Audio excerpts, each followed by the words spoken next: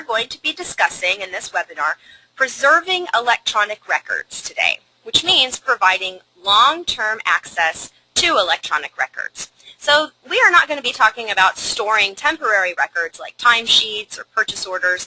We are talking about permanent archivable records like meeting minutes or certain annual reports, photographs, and administrative correspondence. So things that you'll need to be thinking about if you're storing a record with a retention period of 10 years or more that is only in a digital format.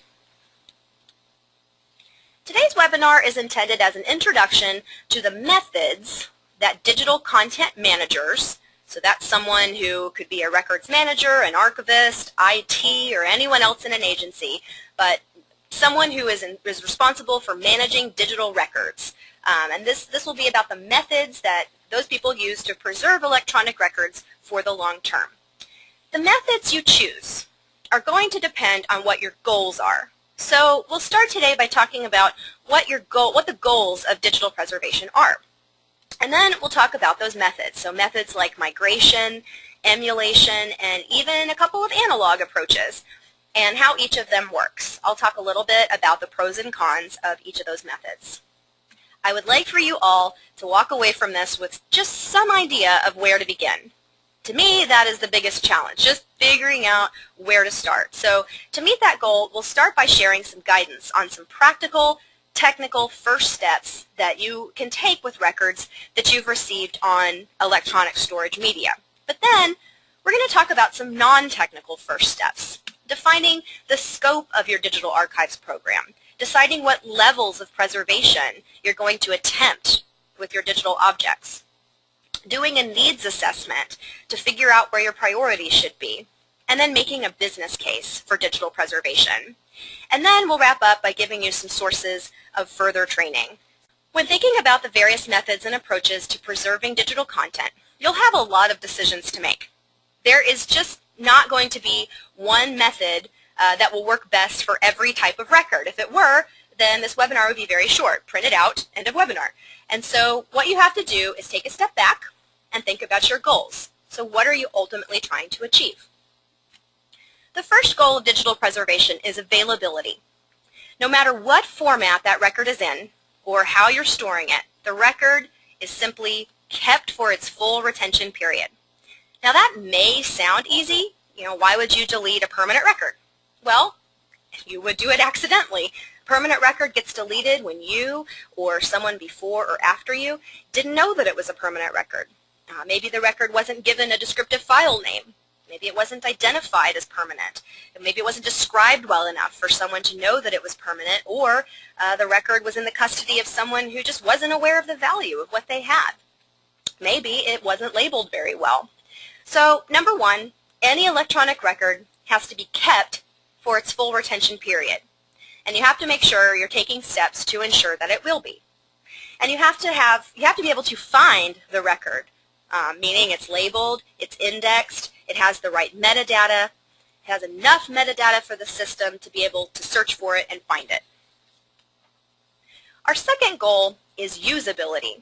First, the record can be accessed. In part one, I talked about my own experience trying to help a state agency records manager with these 20 or so floppy disks that she had inherited from a defunct agency program. Here's a picture of some of those floppies we were working with. You can see the floppy disks had labels like old stuff and my favorite, fun stuff 1.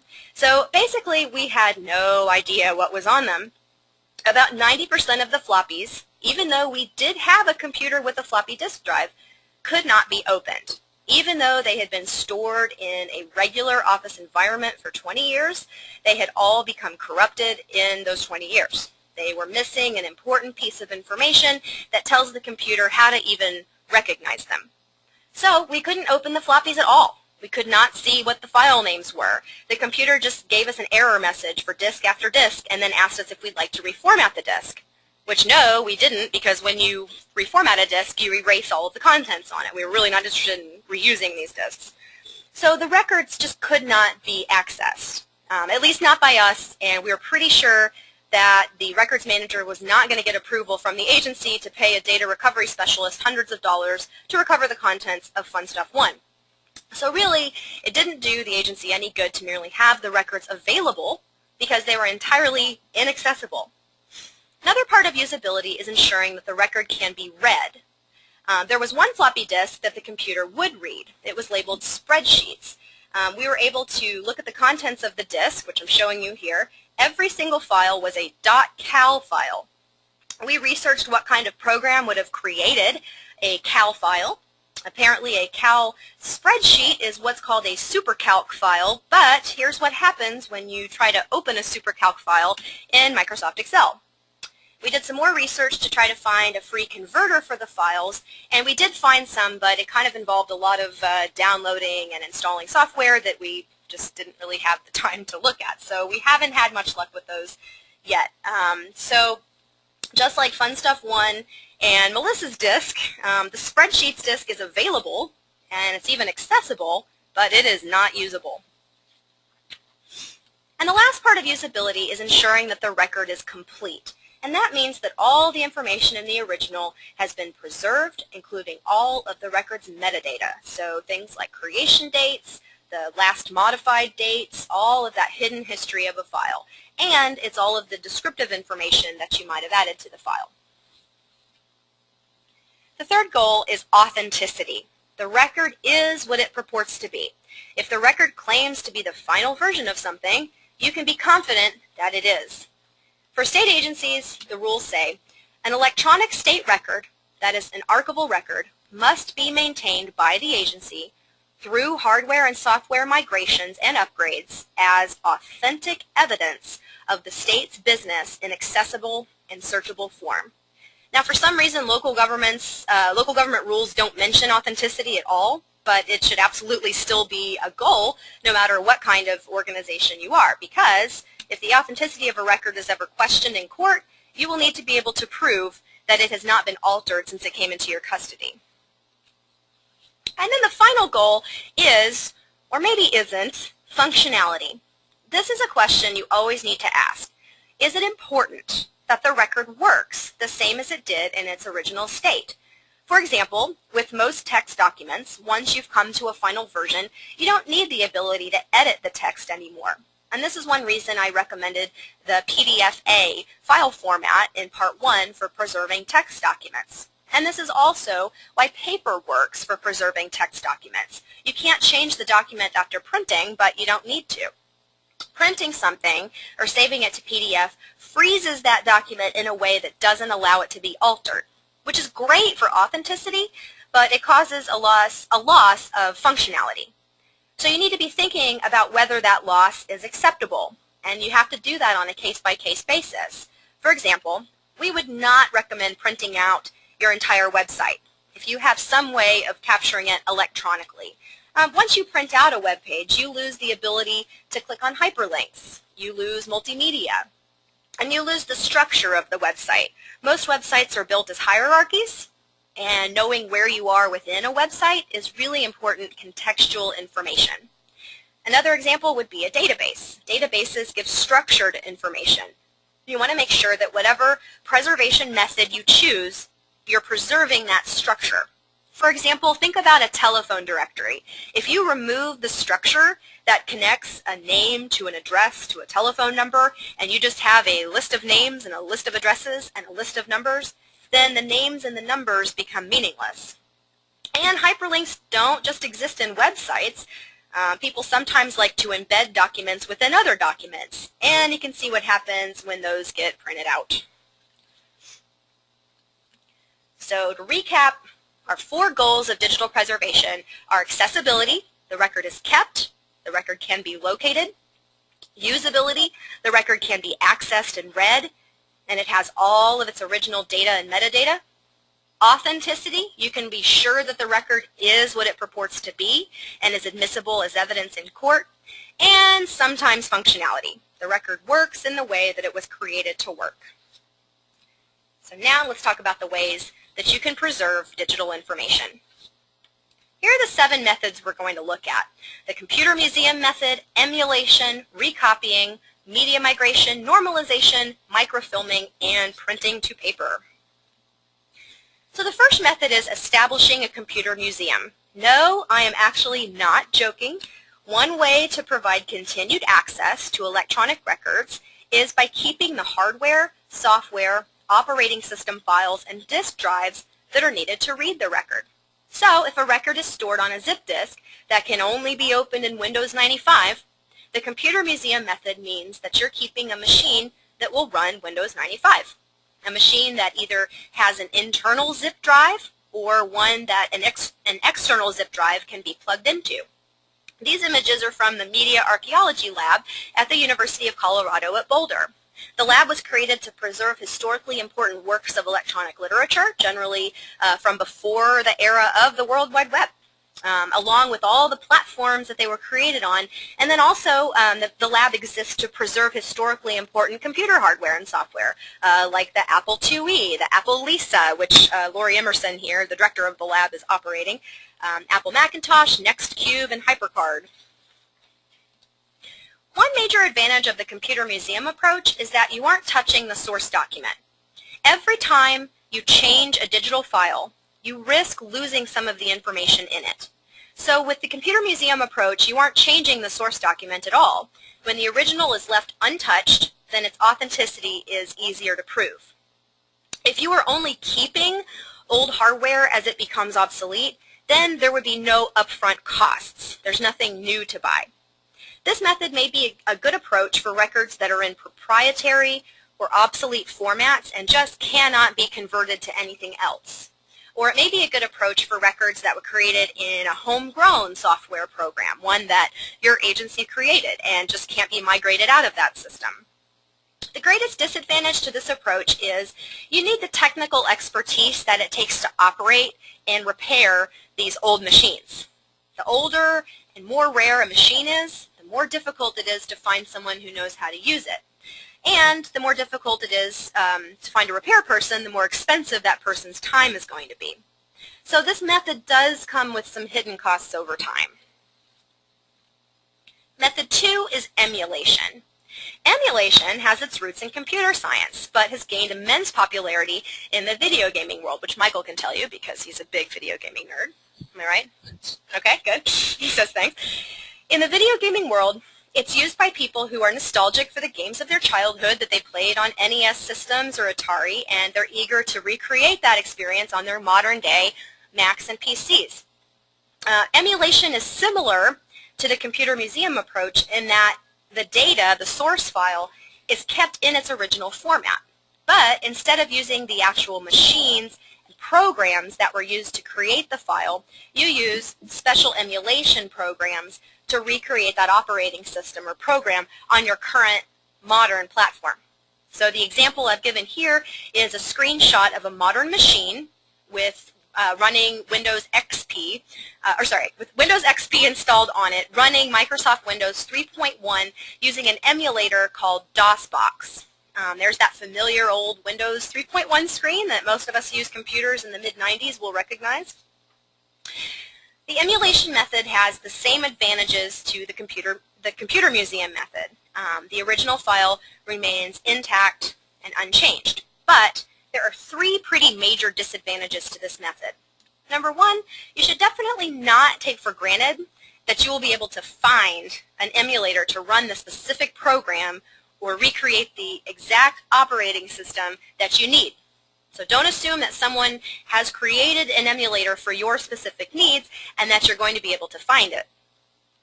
Next, emulation is still kind of in the realm of computer scientists because keep in mind that you not only have to find an emulator, you then have to be able to use the obsolete program.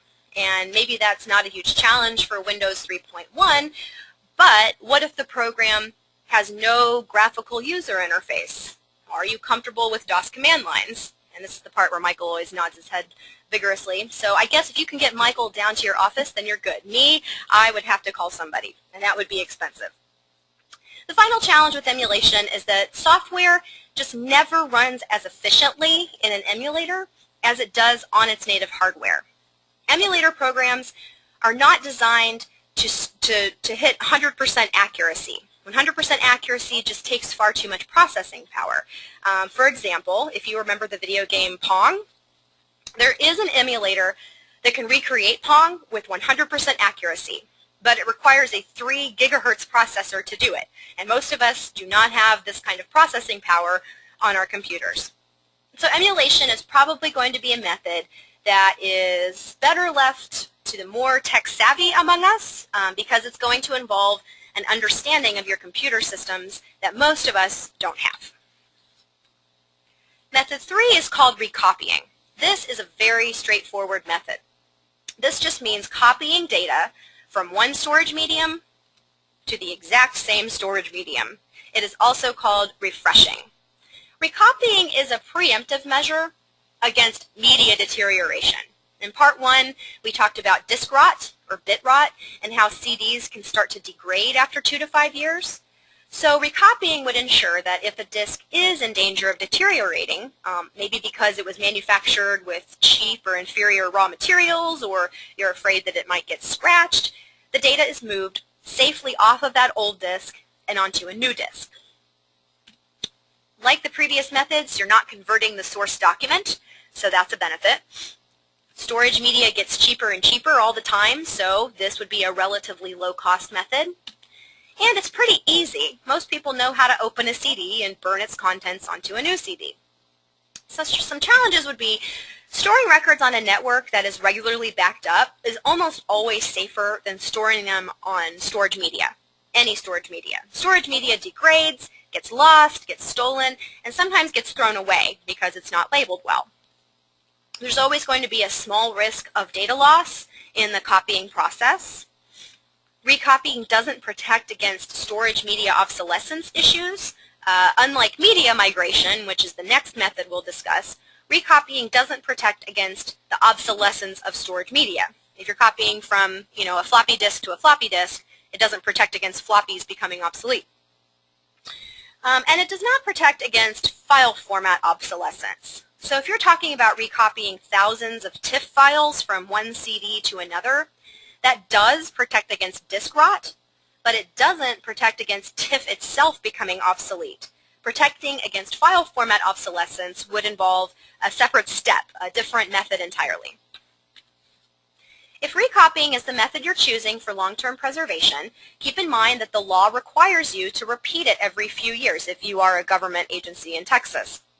It's something that you need to be doing on a regular timetable. Local governments, if you're storing data on optical disks, so CDs or DVDs, you must recopy that data onto new disks a minimum of every 10 years. If you're storing data on magnetic tape, you must recopy data onto new or reused tape at least once every 3 years. There are no rules for recopying floppy disks because the rules specifically prohibit storing any record with a retention period of 10 years or more on a floppy disk. For state agencies, the rules only say that you have to have a timetable to make sure that no information is lost, but they don't give a specific frequency to how often you recopy. And you evidently can, according to Bulletin 1, use floppies to store records, but they must be copied onto new storage media at least once a year. I've said it before, but these bulletins are old. We realize that most of you are not currently saving records on floppy disks, but you do probably have some legacy data on storage media, maybe some that you inherited, that people have given to you or will give to you at some point. So this may not be relevant to you now, but it may become relevant in the future. Method 4 is media migration. Media migration means moving data off of one kind of storage medium, usually an obsolete or an endangered one, and onto a new storage medium or method. This photo in itself might be an example of media migration if you were moving data from the 8-inch floppy on the far left onto the 5 1/4 floppy in the middle and then onto the 3 1/4 floppy on the right. Typically, though, media migration involves moving data off of an obsolete or endangered medium and into modern systems, so a CD, a flash drive, a network server, etc., something more modern. The benefits and the challenges for media migration are really the same as recopying, except with one fewer challenge. Recopying does not protect against storage media obsolescence, but media migration does. The 5th digital preservation method is called normalization, and this is where we start changing file formats.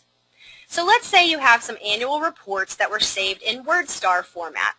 You could track down a copy of a WordStar emulator, download it, and try to run it. Those emulators actually do exist. But let's say that you're just not comfortable with the emulator option because you don't know how to use WordStar, or you feel like emulation is a little more advanced than what you're able to do. You'd rather just be able to open the reports in Microsoft Word. Or maybe your goal is to make the reports available on your website, and for that you'd really like them to be in PDF. So that's going to require conversion. You're going to need to convert the data from one file format to another. Well, normalization means you are only converting data into preservation formats. So you might be converting the WordStar document directly into PDF-A, for example. Now, you might not always be able to find a converter that converts the data into the exact format you want. There might have to be an intermediate step where you would convert WordStar into Word and then Word into PDF-A. Or you might convert the data into open document text or simple text files. It really depends on what your needs are. So again, normalization is a kind of file conversion where you are getting files from old, obsolete, and often proprietary formats into an acceptable file format for long-term preservation. And if you want to hear our recommendations for file formats, again, you'll have to listen to part 1.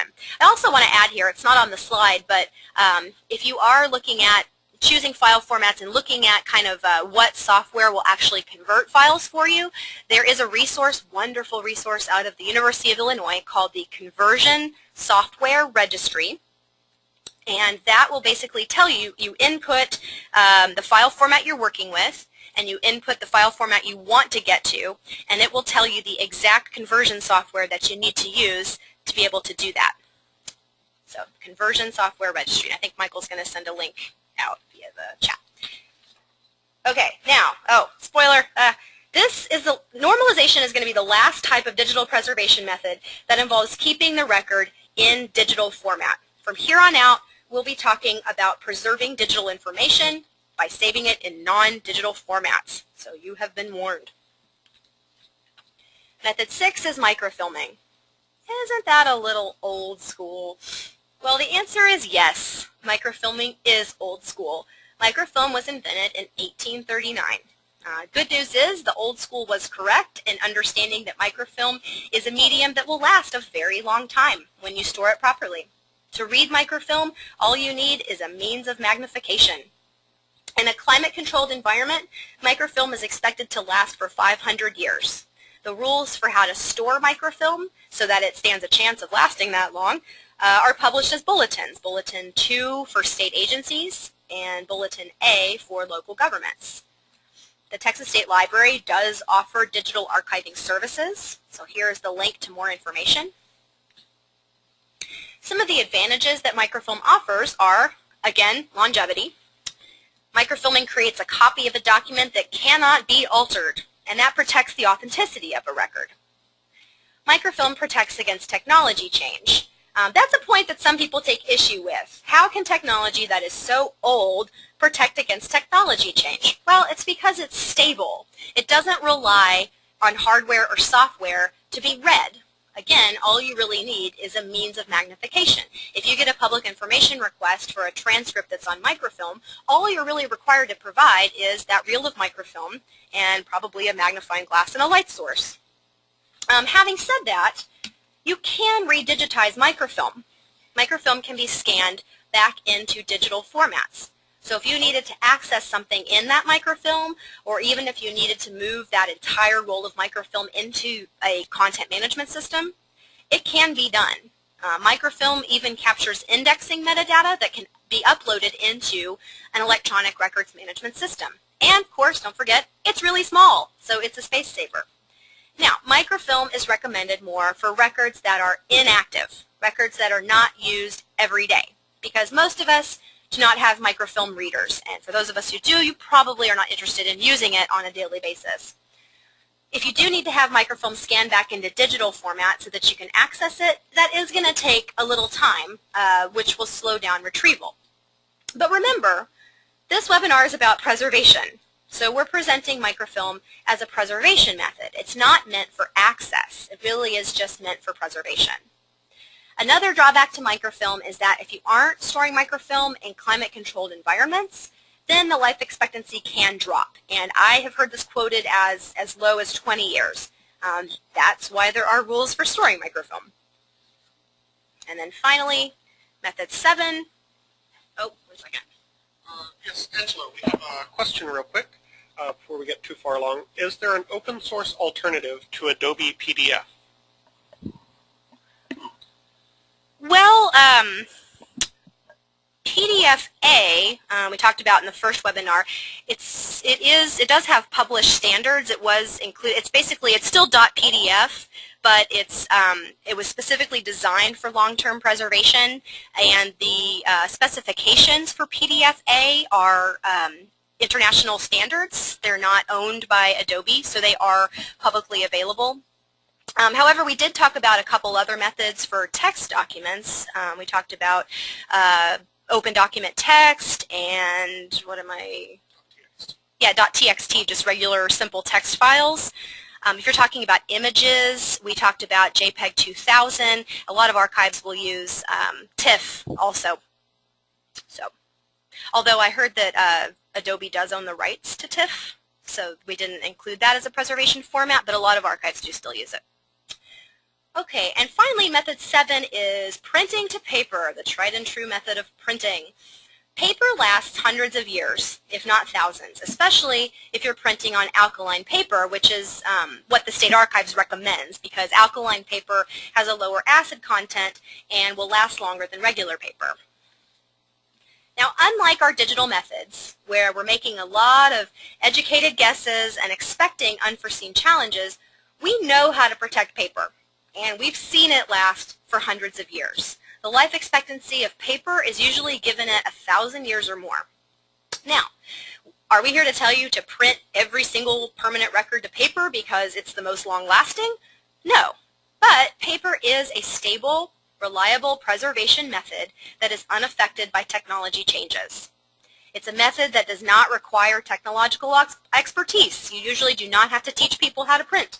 You probably don't need to track down special technology to do it. And, of course, it is easy to scan a document back into digital form if you would like an electronic version in the future. Now, of course, there are some drawbacks to printing to paper, and that's why it's not for everything. First, and probably the drawback I hear about most often, is space. Part of why agencies want to go paperless in the first place is they want to save space. They don't want to pay for physical storage. So printing to paper should really be used for small amounts of records. Second, it's not as searchable as electronic documents can be. Finding something in a paper system is more reliant on filing systems and the human eye. It's not always going to be as quick as a computer search. Third, you do have to make sure that you're not losing any important metadata when you print, because remember, one of our goals was having a record that is complete. And fourth, you will lose the functionality of the record when you print. You should decide if the record needs to be digital at all. If you're going to lose functionality if you print out, and if you are going to lose functionality, then how acceptable is that loss? And now, we are going to pause for questions. So Michael, do we have any questions? Yes, we do, Angela. We do have a question about microfilm readers. It's getting harder to find repairmen for them. I'll say repair people for them. Do you have any suggestions for that? I think that's a good point, because we said that, one disadvantage to the computer museum method was that it's getting harder and more expensive to find repair people for, to keep this stuff up to date. But, I honestly, so many people hate microfilm readers that I would almost say if these need to be accessed, that scanning them would be a preferred method. Of course, I say that without, knowing what the situation is or how much that's going to cost in an individual case. But I really would just recommend microfilm just to have a preservation copy of something that is guaranteed not to change over time. But yeah, I mean, it is true that it is kind of a waning technology. It is getting more expensive to produce it, and the microfilm readers are becoming scarcer, and you know, we think that that's unfortunate because it is such a sort of sturdy, reliable method. But yeah, probably scanning it back into digital would be the way I would go if it weren't cost prohibitive. Okay. Did you, I'll be honest, I was answering someone else's question, so I don't even know if you did say this. Did you say that state law mandates that microfilm be redone every 3 years? No, I was talking about recopying digital electronic media. So there is, if you're storing something on, oh my gosh, why am I blanking? Magnetic tape, then yes, magnetic tape, that's for local governments. If you're storing something on magnetic tape, you're required to recopy it onto new magnetic tape every 3 years at least. I said the optical media, so CDs and DVDs only have to be recopied once every 10 years. Okay, please give us a definition of metadata. Go. Metadata, I most often hear this defined as data about data. So an example, think about a song, a digital song file that you have in iTunes or whatever. The actual music that you hear, that's the data. Okay, that's the file. But all of the extra stuff that describes that file, like the artist who sang it, the album it was on, the length of the song, what year it came out, all that stuff is the metadata. So it's not the object itself, but it's really important contextual information about that file. Another example would be a digital photo. You know, the image itself, that's the data. But the date that it was taken, maybe GPS coordinates in a lot of cameras, whether flash was used, all that extra, that kind of hidden information is called metadata. And then sometimes you'll actually add metadata when you tag a photo, for example, if you're thinking about Facebook and you tag someone's, you know, you say, oh, I know that person, you tag someone in the photo, you're adding metadata. And that works in, you know, archives and records, you know, content management systems when you have to classify a document or you have to add keywords to it or whatever. That's kind of user-generated metadata. So. Where can people find alkaline paper? Probably, I'm not sure if you can get it like office supply stores, but you could definitely get it from any major archival supplier. Hollinger Metal Edge is the main one. That is not an endorsement of Hollinger Metal Edge, but it used to be that Hollinger and Metal Edge were kind of the two big companies and archival suppliers, and they merged, so they're like one giant entity. But Gaylord is another one, and we're going to go ahead and name company names. I would suggest searching Amazon also because they have everything. Okay, or Amazon. Okay, someone would like to know about Laserfiche as a retention program. I would say the reason we haven't really talked about it yet, or at all, is that it's not really a retention program, as I understand it. I've never used Laserfiche. It's more for organizing records than it is for really retaining those records. Is that your understanding as well? That is my understanding. And yeah, again, like you said, we do not have experience in using it. I mean, it's still not going to protect against file format obsolescence issues, but I'm really not familiar with kind of what. It would be something that if I were using Laserfiche, I would have a conversation with the vendor to say, okay, these particular records are permanent, so how can we make sure that, you know, these are going to last for the long term? The advice that I hear overall is, you know, no electronic system, no software can guarantee that the record will be around forever, but your goal should always be getting it out of that system and into the next system, because every software will become obsolete at some point, and you want to make sure that, you know, your stuff isn't locked into one particular software. Okay. Is microfilm considered magnetic tape? No. No. Magnetic tape is actual, it's a digital storage medium. If you would output electronic, is it mostly used for like backup tape? Would that be magnetic tape? Yes. Okay. Okay. And this is something I didn't know. Sandra from the Sam Houston Center out in Liberty, which is one of the facilities of the State Library. It says that the State Library has purchased a Scantron machine that produces a digital image on a computer. The Scantron machine operates the microfilm. We at the Sam Houston Center love it, and it works very well. Prints clean copies. So great, thank you. Thank you so much. So I leave you guys with this. Number one, there is no single correct digital preservation method, and there isn't one single silver bullet method that's going to work for preserving all electronic records. The reality is you'll probably need to use a combination of methods. Number two, you should choose a method that best meets the goals we discussed, but is also feasible. You can actually do it. Number three, we assume that many of you are digital preservation beginners, so a needs assessment might be the best way to figure out what exactly should we be aspiring to do, and what steps can we take right now. So I would encourage you to pick one project, one type of record, maybe just your ordinances. Accomplishing small goals will give you momentum. Don't try to do everything all at once. That would be overwhelming, I think. So pick one project and just get started, get some momentum going. And do keep getting training. We're not sure yet how much digital preservation training that we'll be able to provide through the State Library. Kind of depends on what training we're able to get ourselves. But keep an eye on our blog, The Texas Record, because we will share any digital preservation training opportunities that we think might be relevant to you through our blog.